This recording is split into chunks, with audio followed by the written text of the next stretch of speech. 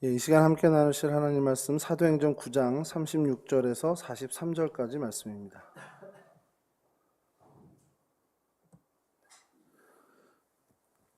저랑 한 절씩 교독하시겠습니다. 요바에 다비다라 하는 여제자가 있으니 그 이름을 번역하면 도르가라. 선행과 구제하는 일이 심히 많더니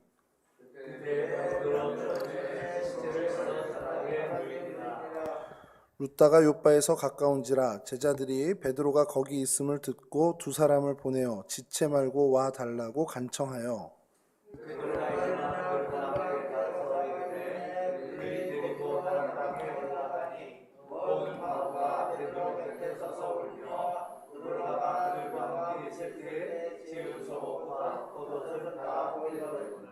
베드로가 사람을 다 내보내고 무릎을 꿇고 기도하고 돌이켜 시체를 향하여 이르되 다비다야 일어나라 하니 그가 눈을 떠 베드로를 보고 일어나 앉는지라.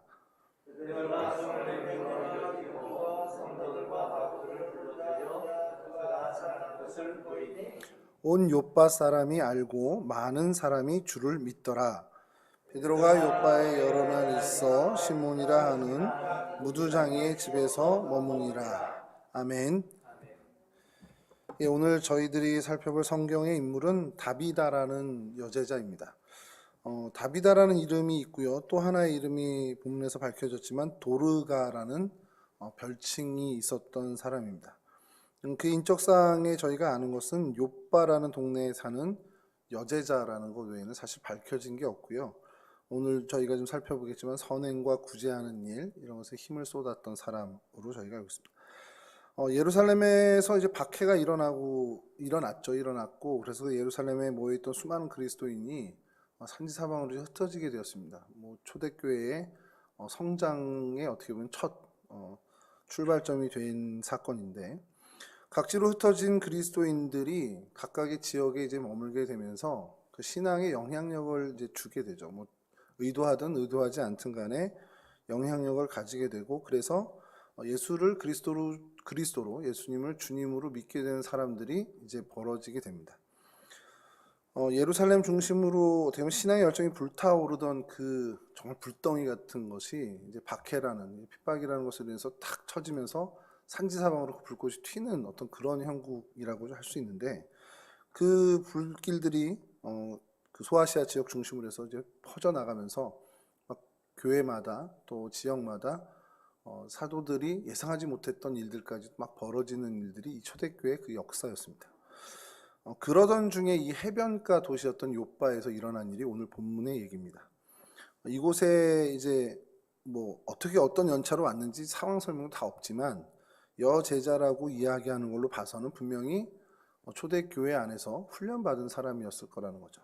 그 다비다가 이 요바에 거주하게 되면서 이제 그 많은 동네 사람들과 그 지역 사람들과 좋은 관계, 그리고 오늘 본문에서 저희가 느끼는 그 감정대로 그의 죽음을 애도하는 사람이 많아지는 그런 어떤 좋은 관계로 형성되고 또 많은 사람들에게 그리스도의 어떤 그리스도인의 선한 영향력을 행사했던 걸로 보여진다는 겁니다. 이 다비다라는 이름은 당시에 이제 갈릴리 지역 중심으로 이스라엘 전역에서 좀 사용했던 아람어식의 이름입니다. 그리고 혹 도르가라고 오늘 본문에서 나오는데 그 이름은 헬라어, 당시 이제 세계 공용어였던 헬라어 그러니까 식으로 발음했을 때 이제 도르가가 되는데 이 다비다 도르가가 발음이나 이런 쪽에서 전혀 연계되는 부분이 없거든요. 그래서 도대체 왜 새로운 이름을 이렇게 했나 했더니 이 두 단어의 뜻 자체가 그 영양, 감사슴 이렇게 그런 뜻을 갖고 있는 뜻이 같은 동일한 단어다 보니까 아람어로 다비다라고 불러던 사람들이 그 뜻이 뭔지 아니까 헬라어로 바꿔 부를 때 도르가 이렇게 불렀던 것으로 추정을 하고 있습니다. 이런 다비다에 대해서 오늘 저희가 어떤 특징을 좀 갖고 그의 인생을 통해서 우리가 어떤 교훈을 좀 얻어야 할까라는 것을 좀 살펴보려고 하는데요. 먼저 첫 번째 특징은 그냥 오늘 36절에서 이야기하는 것처럼 선행과 구제를 심히 많이 한 사람이라는 겁니다. 근데 이게 선행과 구제를 많이 했다, 심히 많이 했다. 근데 이게 여기 한 가지 저희가 좀 여기서 짚고 넘어갈 것이 있는데 당시 여인으로서 선행과 구제를 많이 했다라는 것은 좀 다른 의미를 갖고 있다는 겁니다. 여러분, 이 사람이 여제자라고 사도행전 오늘 여기서 정확히 지목하고 있고, 이 사도행전을 기록한 것은 누가인데, 누가가 기록하면서 욥바에 살던 이 여인을 언급할 때 그냥 그리스도의 제자였어, 뭐 믿는 이였다, 이렇게 한 것이 아니라 그냥 여제자라는 특별한 단어를 가지고 사용을 했다라는 겁니다. 예수님의 70인 제자 중에 한 명이었는지도 모르고요. 혹은 12사도 중에 어떤 사도의 개인적인 제자였는지도 모릅니다. 그러니까 뭐 성경에는 밝혀진 게 하나도 없어요. 근데 중요한 거는 이 호칭을 쓴 이유는 분명히 이 사람이 어떤 특별한 훈련, 특별한 어떻게 보면은 어떤 양육을 받은 사람이라는 것을 이야기한다라는 겁니다. 그러니까 이가 그리스도를 주로 모시는, 그냥 단순히 예수를 주로 고백하는 정도가 아니라 제자라고 이야기할 만큼 삶의 모든 것들이 그 제자들을 따르는, 예수님을 따르는 모양을 갖고 있었던, 훈련받고 또 양육받았던, 확신이 있었던 사람이라는 거죠. 그래서 그렇게 강조하고 있는 겁니다. 36절을 제가 다시 읽어드리면요, 욥바에 다비다라 하는 여제자가 있으니 그 이름을 번역하면 도르가라, 선행과 구제하는 일이 심히 많더니. 자, 근데 이 여제자라는 거, 물론 훈련받고 양육받은 여제자지만 어쨌든 여자라는 겁니다. 이게 뭐 오늘날과는 완전 다른 그 조건입니다. 당시 여자가 가지고 있었던 어떤 그런 사회적인 편견, 이런 어떤 지위나 이런 것들을 보면 뭔가 할 수 있었던 여건들이 너무 제한적이라는 겁니다. 뭐 여러분들도 너무 잘 알고 계시겠지만 사람 숫자를 이렇게 셀 때 여자를 세지 않았어요. 지금 같으면 큰일 날 일이죠. 그러니까 그런 시절에 여제자로서, 여인으로서 선행과 구제하는 일을 심히 많이 했다라는 겁니다. 남녀 차별이 너무 엄격하게 있었고 또 힘도 부족했을 거고 경제적인 독립은 어떻게 보면 거의 뭐 불가능한 시대의 모습이었고요. 거리도 마음대로 활보하기 힘든 사회적 분위기에서 이 일을 감행했다라는 것은 적어도 다비다는 이 신분으로서의 어떤 한계를 그냥 머물려고 안주해 있던 사람이 아니라 그 상황을 뛰어넘어서 자신의 일을, 자신의 역량을 확장했던 사람이라는 겁니다. 그러니까 선행과 구제하는 일을 심히 많이 했다라는 것은 그 말 자체도 큰 의미를 갖고 있지만, 다비다는 시대에 머물렀던 사람이 아닙니다. 그냥 그 시대에 안주했던 사람이 아니구나라는 것을 우리가 알 수 있죠. 근데 여기에 또 하나가 이 욥바라는 동네가요, 항구 도시입니다. 저는 뭐 항구 도시에 살아본 적은 없는데 항구 도시 출신들의 친구들이 좀 있어요. 인천도 있고 부산도 있는데 얘기가 되게 거칠답니다. 그쪽. 그리고 항만 노조라는 곳이 굉장히 과격하대요. 이게 얘기하시는 분들 보면 그런 어떤 항구 도시에 있다 보니 거친 사람들 틈에서 이런 일들을 어떻게 보면 그 상황을 더 어떤 도드라지게 극복해낸 것도 대단하고, 또 하나는 뭐냐면 오늘 본문에서 여러분 살짝 좀 보셨겠지만 도르가를 애도하는, 그 추모하는 많은 사람들 중에 모든 과부가 왔다라는 표현들이 있습니다. 왜 거기 과부를 굳이 이렇게 명시했을까라고 한다면, 항구 도시가 뭐 요즘은 좀 덜하겠지만 당시에 그 뱃사람들은 배를 타다가 죽는 경우가 참 많았습니다. 여러분 결혼한 어떤 뱃사람이 바다에 나가서 죽었다. 그럼 그 가족 중엔 어떻게 되는 거죠? 홀로 되는 겁니다. 그러니까 그런 사람들이 이 욥바에는 많이 있을 수밖에 없다라는 거죠. 그런 지정학적인 이유가 있었다는 겁니다. 그러다 보니 부모의 돌봄을 자연스럽게 좀 등한시하게, 어떻게 보면 좀 덜 받게 되는 아이들도 많이 생기게 되고요. 혹 고아들까지도 많이 생겨나는 것이 바로 이 동네 욥바의 특징이었다는 거죠. 그래서 성경학자들이 다비다가 그곳에서 자신의 한계를 벗어나서 제일 먼저 해야 할 일이 이거다라는 것을 찾지 않았겠냐라는 거예요. 고아와 과부와 객을 돌보는 그 성경의 정신대로 그 지역의 과부들, 고아들, 약자들을 돌보는 일, 그 선행과 구제에 힘을 쏟은 것은 여제자라면 당연히 그렇게 방향이 맞춰졌을 거라는 것이 성경학자들의 해석입니다. 이 점이 다비다의 굉장히 훌륭한 모습이 되겠죠. 여자의 몸이고요. 또 여러 가지 제약들도 있고 한계 상황들도 있고, 그런데 그런 상황에 굴하지 않고 그런 한계에 발목 잡히지 않고 그 한계를 뛰어넘어서 정말 해야 할 일을 했다라는 것. 한계를 보지 않고 소망의 일을 찾았다. 그 소망의 일이 뭐냐? 그 지역 사람들의 필요, 특히 그 지역의 약자들의 필요를 찾았고 그 일에 자신의 인생을, 자신의 삶을 투신했다라는 겁니다. 여러분, 우리가 뭐 주님의 일이라고 그냥 칭하죠. 주님의 일을 할 때 벽을 만나게 됩니다. 그거는 뭐 어쩔 수 없는 것 같아요. 한계에 부딪히게 되고요. 그 한계에 부딪히게 되면서 고민도 하고 여러 가지 정말 우리가 힘쓰고 애쓰는 일들이 생기게 됩니다. 근데 안 되는 이유를 찾으면 한도 끝도 없어요. 그 한계에 부딪혔을 때 이게 안 되겠구나 하는 그 이유를 찾으면 정말 많습니다. 도와줄 사람도 없지. 이건 뭐 내 능력 밖의 일이고 난 말주변도 없는데. 사람들 다 바쁘잖아. 요즘 옛날 같지 않아. 요즘 사람들이 뭐가 아쉬워서 이 일을 해? 아쉬울 거 없는 사람들이야. 요즘 사람들은 또 힘든 일 잘 안 해. 그냥 편하고 이런 일들 하는 거지. 워라밸 잘 알잖아. 이런 얘기들도 돌고요. 그리고 요즘 같은 경우에는 이거 코로나인데 안 돼. 이게 제일 큰 어떻게 보면 이유가 될 수 있을 겁니다. 경제가 어려워서 안 되는 경우도 있고요. 요즘 사람들, 요즘 세태는 다 이기적이다라는 것으로 세태를 이렇게 좀 폄하하는 말로 그 한계의 이유를 얘기하기도 합니다.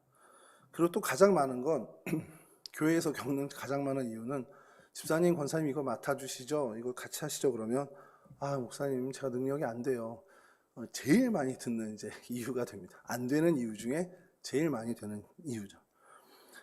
나는 여자니까 안 되고, 나는 집이 이래서 안 되고, 나는 아이를 봐니까 안 되고, 나는 몸이 아파서 안 되고, 이런 것들이 다비다 시대에는 없었겠냐라는 거고요. 또 다비다에게는 그런 상황들, 그런 어떤 한계의 상황들이 없었겠냐라고 한다면 당연히 있었을 거라는 겁니다.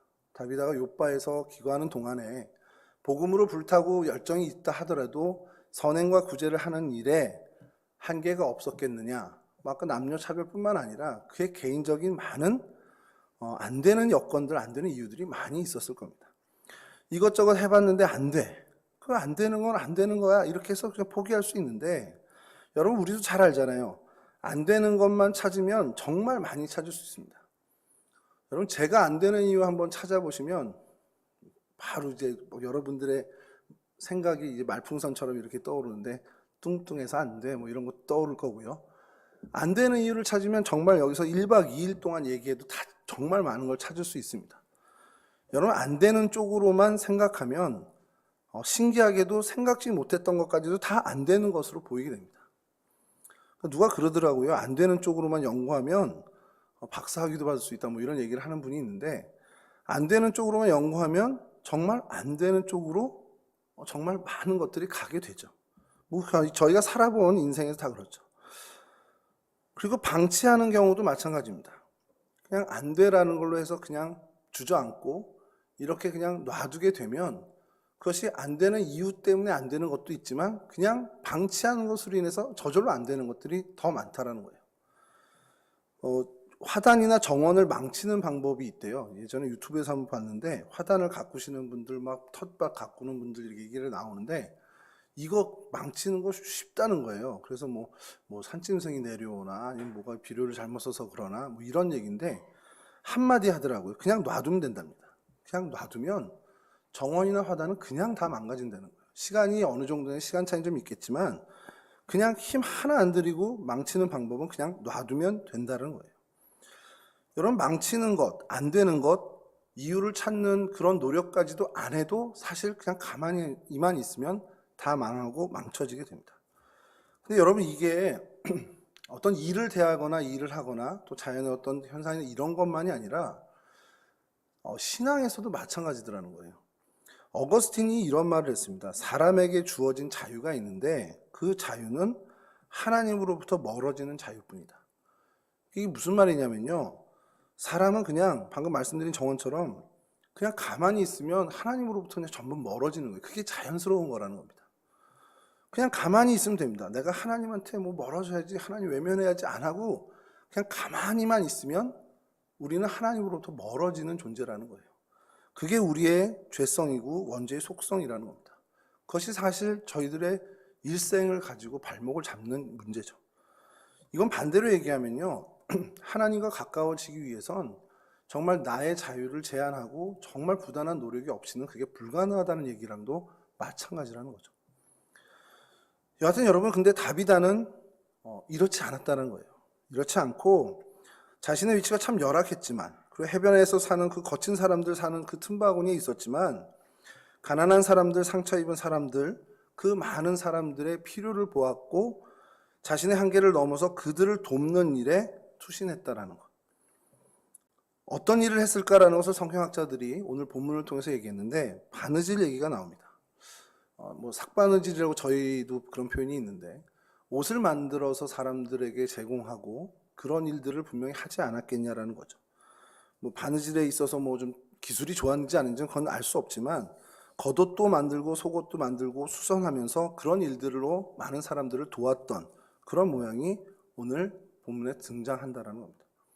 그런 일들을 통해서 아마 그것뿐만 아니겠죠. 자신이 할 수 있는 모든 할 수 있는 것들을 통해서 사람들의 필요를 채워줬던 사람, 그것을 성경에선 선행과 구제를 심히 많이 한 사람이라고 표현했다라는 겁니다. 여러분, 그러면 이 다비다의 이런 모습을 보면서 오늘 나는 어떨까를 한번 좀 생각해 봐야죠. 나는 어떤 사람일까? 우리는 어떤 사람일까? 정말 나는 안 된다고 생각하고 그냥 안주하고 방치하는 사람인가? 아니면 뭔지 모르지만 할 수 있다는 희망을 가지고 내가 그 한계를 넘기 위해서 부단히 애쓰고 노력하는 사람인가?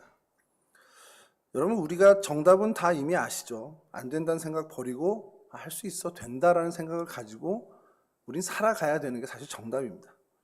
그래서 그 마음으로 우리 주변의 많은 사람들의 필요를 찾고 그 필요를 채워주는 사람이 돼야 하는 거죠. 사실 그게 그리스도인으로 부름받은 저희들이 어떻게 보면 해야 할 되게 명확한 우리의 행동 강령이라고도 할 수 있습니다. 어떻게 보면 약방의 감초 같은 사람이라고 할 수도 있고요. 이 표현까지는 그렇지만 사막의 생수, 가뭄의 단비 이런 표현을 쓸 수 있겠지만 과한 표현이라 하더라도 우리의 손이 평화를 만드는 손으로 혹은 사랑의 손으로, 위로의 손으로, 격려의 손으로 사용되어져야 하는 건 마땅한 일이라는 겁니다. 그런 선한 일이 우리 안에 넘쳐야 된다는 것.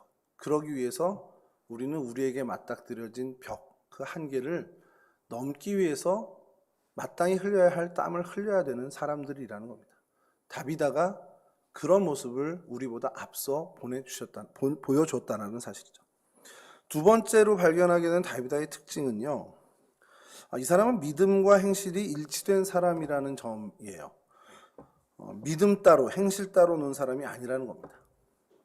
이 부분은 이제 어디 야고보서 갖고 와서 얘기를 해야 되는 부분인데, 여러분 우리가 정답은 잘 알고 있는 것이 겉과 속이 다른 사람이 돼서는 안 되죠. 저희는 다 그런 존재죠. 다비다는 예수님을 믿는 그 믿음에서 어떤 삶을 살아야 하는지를 분명히 깨달았던 사람입니다. 그리고 그 믿음대로 자신의 생활에서 삶에서 드러나게끔 녹아지게끔 그 믿음을 몸으로 산 사람이라는 거죠. 그래서 예수님처럼 그 약자들의 이웃, 사람들의 친구가 되어주는 삶을 선택하고 살았습니다. 여러분, 믿음을 실천하는 것, 믿음의 삶을 사는 것을 성경에선 경건이란 단어로 사용을 해요. 이 경건에 대해서 야고보서 1장 27절이 이렇게 얘기하고 있습니다. 하나님 앞에서 정결하고 더러움이 없는 경건은 곧 고아와 과부를 그 환난 중에 돌보고 또 자기를 지켜 새 속에 물들지 아니하는 그것이니라. 성경에서 경건에 대해서 많은 얘기가 있는데 이 야고보서 1장 27절처럼 굉장히 명쾌하게 또 어떻게 보면 정확하게 찝는 게 좀 드물긴 합니다. 저희가 그냥 경건이란 단어를 들으면 제일 먼저 떠오르는 것은 우리의 외형적인 모습이에요. 좀 뭔가 중후하고 또 말 함부로 하지 않고 좀 단정한 몸을 가지고 예배당에 앉아있으면 더 좋고요. 그런 모습들을 저희가 상상하고 이야기하고 그것을 사실 저희들이 좀 개념으로 갖고 있습니다. 근데 이 경건은 정확히 얘기하는 것은 결국 믿음, 내가 알고 있는 믿음, 내가 믿고 있는 그 믿음, 신앙을 내 삶으로 살아내는 것이 경건이라는 거죠. 다비다가 정결하고 더러움 없는 경건 생활을 했다라는 것. 그러니까 그것은 다시 얘기하면 자신이 갖고 있는 믿음을 행실로 옮겼다라는 것입니다. 여러분, 사실 참된 믿음이라는 것이 그냥 그 생각 속에만 머물면 참된 믿음이 되지 않죠. 그 참된 믿음이라는 것은 내 생각 속에 머물고만 있는 것이 아니라 그것이 내 행동과 삶을 통해서 나타내져야 되는 게 참된 믿음입니다. 그리고 그 나타내지는 걸 사실 성경은 경건이라고 이야기한다는 거죠. 내 속에 그들을 불쌍히 여기는 마음, 저 사람들을 긍휼히 여기는 마음이 없다면 이 삶이 이어지지 않죠. 그러니까 그의 믿음은 적어도 사람들을 불쌍히 여기고 사람들을 긍휼히 여기는 마음을 포함한 믿음이라는 겁니다. 이것은 결국 주님으로부터 받은 믿음이죠. 주님이 주신 믿음, 그래서 예수를 닮는 삶을 살 수 있는 힘의 원천이 되는 것이라는 겁니다. 여러분, 여기서 조금 좀 생각을 잠깐 멈추고 이쪽으로 좀 가서 얘기를 좀 드리면, 여러분, 교회 안에서나, 그러니까 이거는 뭐 믿는 사람들 앞이라고 해도 동일한 얘기일 텐데, 교회 안 믿는 사람들 앞에서 하는 행동과 삶의 모습과 교회 밖, 그러니까 신앙의 동료들이 없는 그 자리에서 하는 행동이 전혀 다른 모습이라면, 그런 사람이 있다고 가정하죠. 저희 주변에는 없는데 그런 사람이 있다고 가정을 했을 때, 여러분, 그런 사람을 우리는 믿음 좋은 사람이라고 안 하죠. 하십니까? 안 한단 말이에요. 이게 사실은 우리가 갖고 있는 신앙의 상식입니다.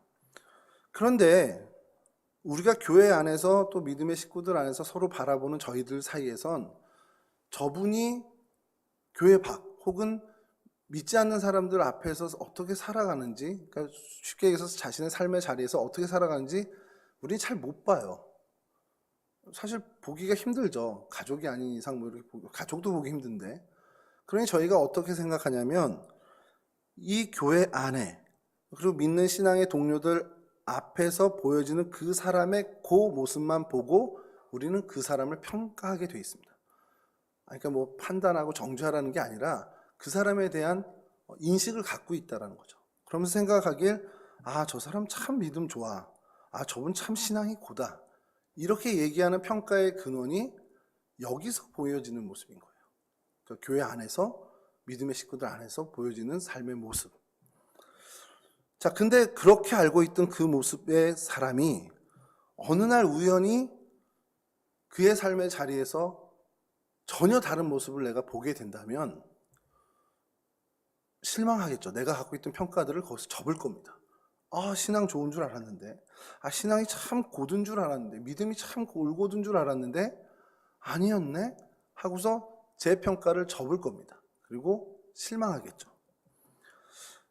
여러분, 여기까지 제가 무슨 얘기를 하는지 잘 모르시겠죠. 근데 여러분, 여기서 한번 얘기를 좀 제가 생각을 좀 해보자는 것은, 제가 실망했잖아요. 근데 우리가 그런 얘기들을 하고 그런 얘기들이 왕왕 이제 벌어지면서 하나님이 어떻게 하실까, 하나님 이러면서 하나님 왜 이런 일을 내게 보여주셨어요?부터 시작해서 하나님을 그 자리로, 그 문제에 끌어들입니다. 근데 가만히 생각해 보세요. 그런 분이, 다시 말씀드리지만 우리 중에는 없지만 있다 하면 그 분의 교회 안과 밖에서의 이중적인 모습을 하나님이 모르고 계셨을까요?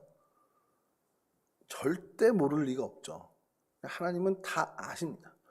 그럼 이 이중적인 모습을 우리가 갖지 않아야 한다라는 거, 그것을 우리가 정답으로 알고 믿음 생활을 해나갈 때, 내가 이중적인 모습을 하지 않아야 되는 근본적인 이유가 하나님께 기쁨을 드리거나 하나님을 위해서가 아니고요, 사람을 실망시키지 않게 하기 위해서라는 목적이 더 뚜렷하고 크다라는 겁니다. 이게 좀 가보지 목사님 좀 이상하네, 뭐 위험한 생각을 할 수 있지만, 저희가 이중적인 모습을 보이는 것, 그게 하나님이 좋아할 리는 없지만 그것으로 인해서 하나님이 낙심하고 실족하지는 않는다는 거예요. 이중적이지 않은 그 정답의 삶을 살면 하나님이 기뻐하시는 건 맞습니다만, 그것도 이유지만 더 큰 이유는 우리의 이중적인 모습을 봤을 때 내 신앙의 동료, 내 지체들이 실족하고 실망하고 그들이 시험에 빠지게 되는 것이 더 악한 일이기 때문에 안 된다라는 이유가 더 크다는 거예요.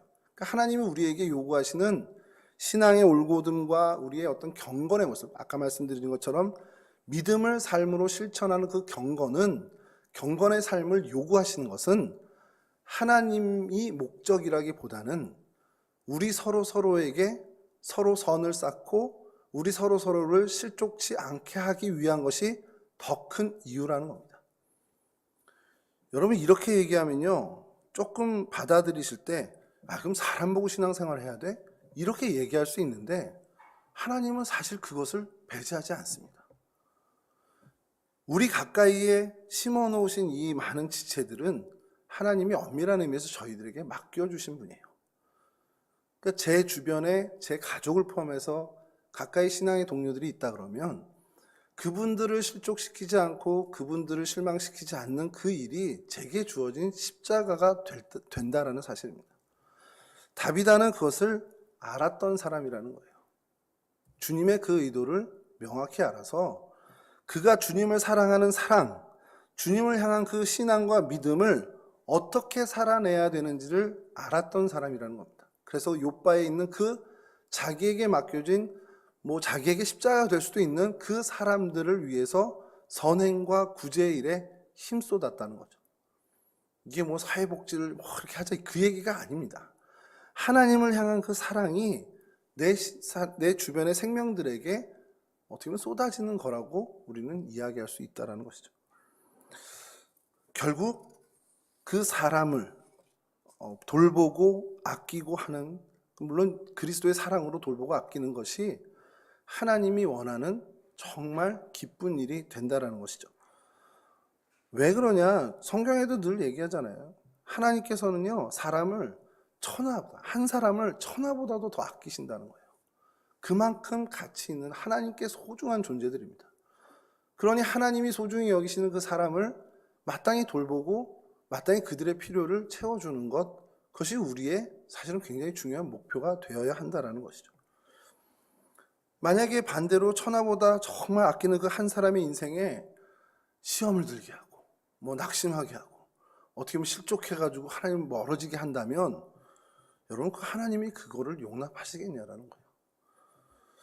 이런 관점에서 아까 읽은 야고보서의 참된 경건은 진짜 믿음을 실천하는 삶으로 우리가 이야기할 수 있습니다. 외형적인 어떤 모범적인 모습, 기도하는 모습, 말씀 생활하는 모습, 이런 것들에 대해서 언급한 게 아니라 선행을 행하라는 것, 고아와 과부를 돌보는 선행을 행하라는 것과 세속에 물들지 않는 구별됨을 갖는 것이 진짜 경건이라고 이야기하는 것은 어쩌면 이 관점에서 굉장히 중요한 가치가 된다는 것이죠. 진짜 믿음은 행실로 나타나야 되고 그래야 많은 사람들에게 선하고 아름다운 영향력을 줄 수 있고 그래야 그들에게 진짜 복음이 전해지는 통로가 깔리게 된다는 것이죠. 여러분, 그 믿음을 한번 좀 생각했으면 좋겠어요. 다비다가 이런 믿음을 갖고 이런 믿음을 실천하는 경건을 갖고 있는데, 나는 어떨까? 내 믿음은 지금 어느 위치에 있을까?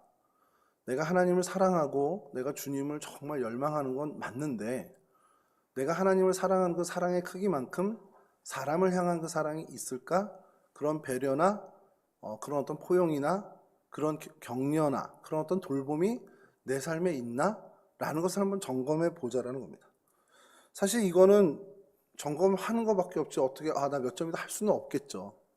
그리고 지금 스스로 평가할 때 이게 굉장히 만족스럽지 못할 수도 있습니다. 저도 마찬가지고요. 여러 가지 이유가 있죠. 아까 말씀드린 것처럼 그게 안 되는 이유들이 우리 주변에 많아서 내가 참 이런 부분은 부족하구나 스스로 느끼지만, 그리고 아마 평생 해도 안 될 것 같아요. 생각은 평생 해도 내 삶에서 선행이나 구제나 이런 게 제대로 만족할 수준까지 되겠어? 라는 생각이 들 수도 있습니다만, 늘 말씀드리는 거지만 그래도 점검하면서 방향을 놓치지 않아야 된다는 겁니다. 우리가 그리스도인이라면 평생 가도 못 이뤄 그럼 포기해야지 이게 아니라, 평생 가도 못 이룬다 할지라도 그 방향이 하나님이 원하시는 방향이고 하나님의 뜻이라면 그 방향은 놓치지 않고 정말 아주 작은 보폭이라도 걸어가야 하는 게 맞다라는 겁니다. 안 그러면 길을 잃고요. 안 그러면 우리가 아까 정원이 망가지는 것처럼 그냥 우리는 망가지게 될 수 있기 때문에 그렇습니다. 여러분, 다비다의 이제 세 번째 특징을 볼 텐데 이건 좀 방금 두 번째 것과 거의 흡사합니다. 사람들에게 아름다운 영향력을 끼친 사람이라는 점이에요.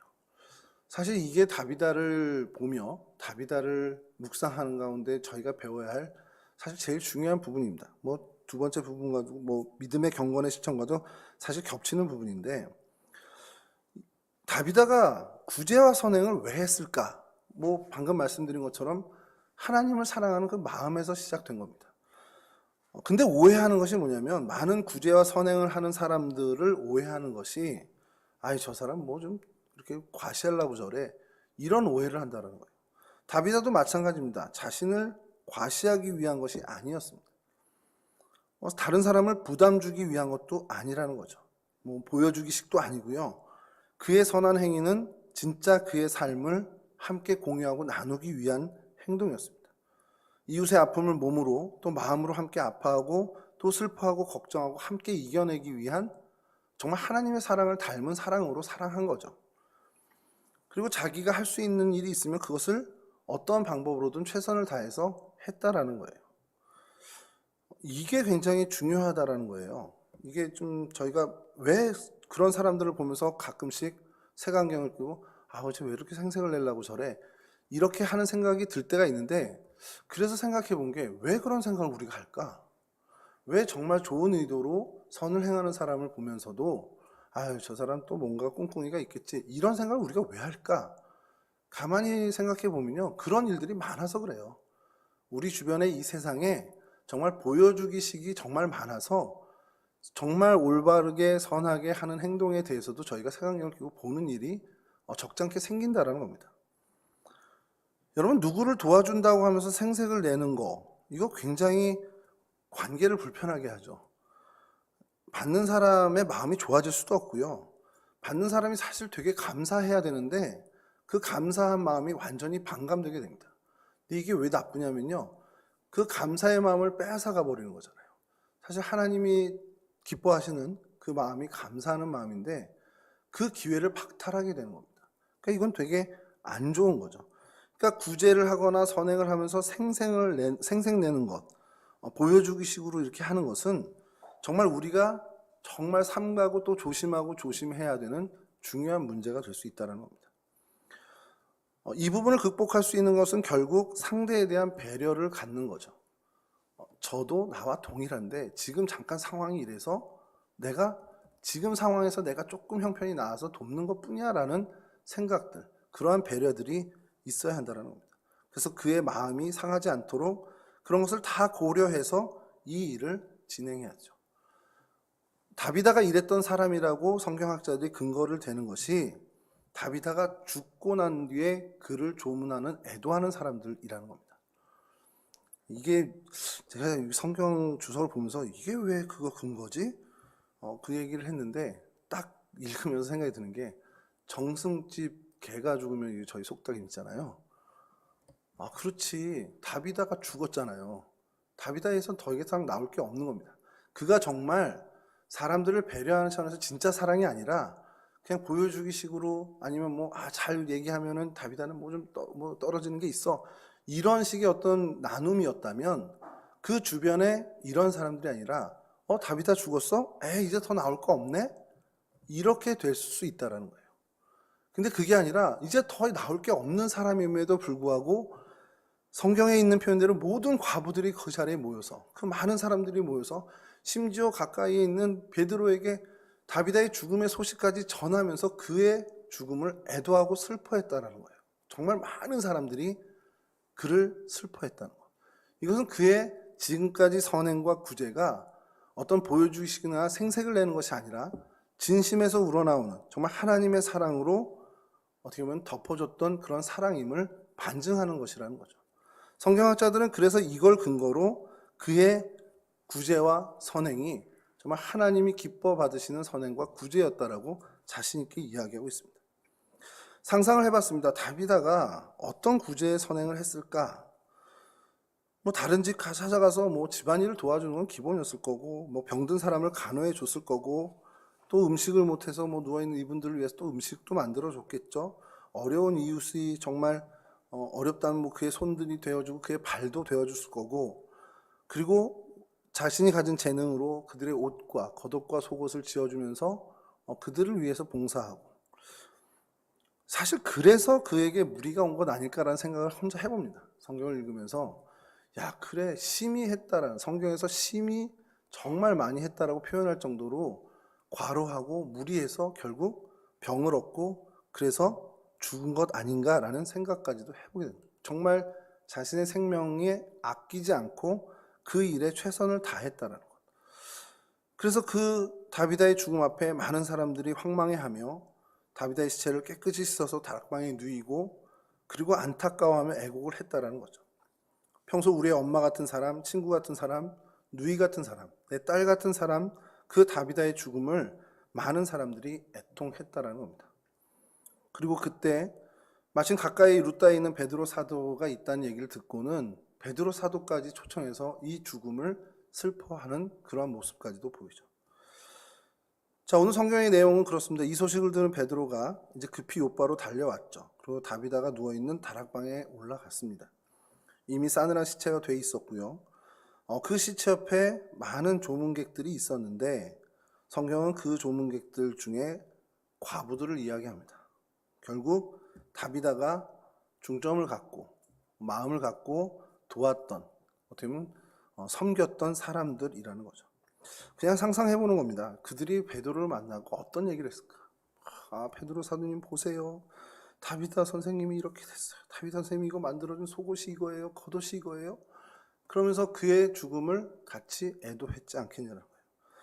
오늘 본문의 39절입니다. 베드로가 일어나 그들과 함께 가서 이르매 그들이 데리고 다락방에 올라가니 모든 과부가 베드로 곁에 서서 울며 도르가가 그들과 함께 있을 때에 지은 속옷과 겉옷을 다 내보이거늘.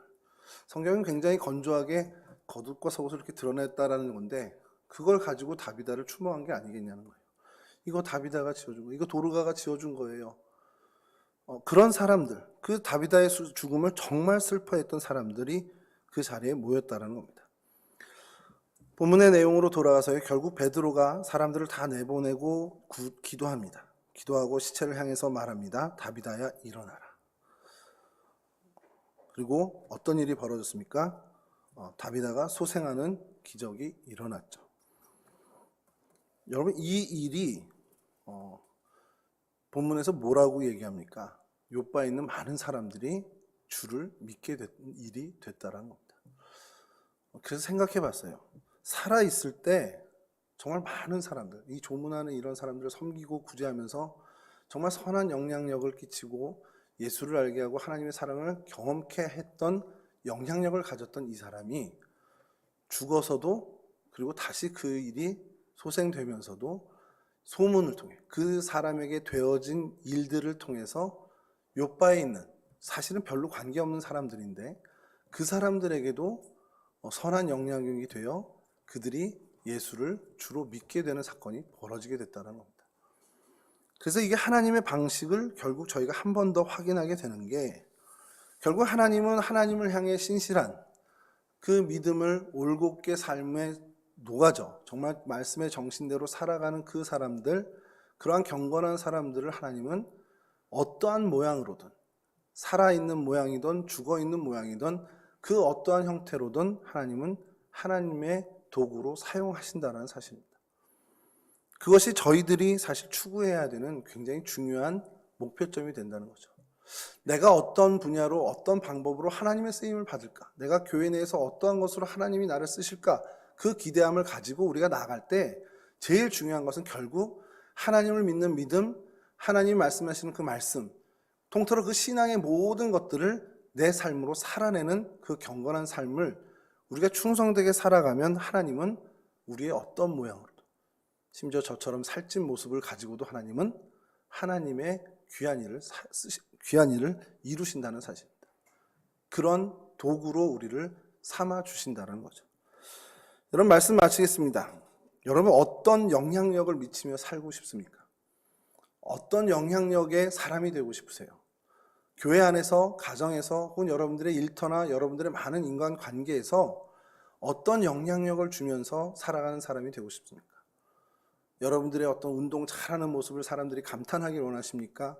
아니면 여러분들의 정말 많은 물질을 소유한 것을 사람들이 부러워하고 그것으로 영향력을 행사하고 싶으세요?